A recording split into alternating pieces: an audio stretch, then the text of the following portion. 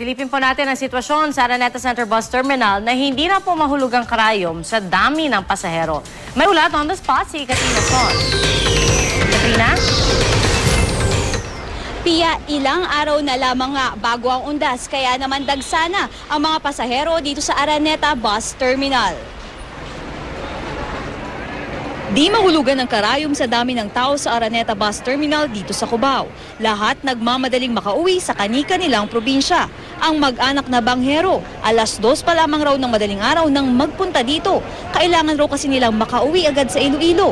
Bukod kasi sa pag-alala sa undas, ay namatayan pa raw sila.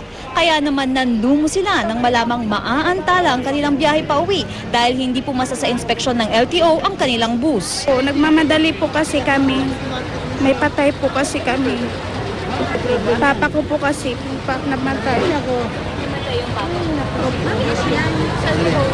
Siyempre, kami magagalit talaga kasi kaya nga maaga pa kami dito. Ay kailangan makaabot kami sa libing ng kapatid ko. Nag-ikot ang LTO ngayong umaga at di pinayagang makaalis ang ilang sasakyang depektibo. Kailangan raw ay kumpleto ang ilaw ng mga sasakyan at gumagana. Maayos ang mga gulong nito at may gasolina na sapat para makarating sa probinsyang pupuntahan. Kaya naman ang sasakyang ito na kulang raw ang turnilyo sa gulong at basag ang signal light, di pinayagang makaalis. Nag-inspect tayo ng mga buses kung ito ay mga yung sa roadworthiness. Sa atin po mga pasaheros ngayon, wag po kayo mag-alala na kung may mga diferensya pa po ng kaunti ang inyong mga sasakyan patungo doon, we will be requiring the company not to replace the motor vehicle.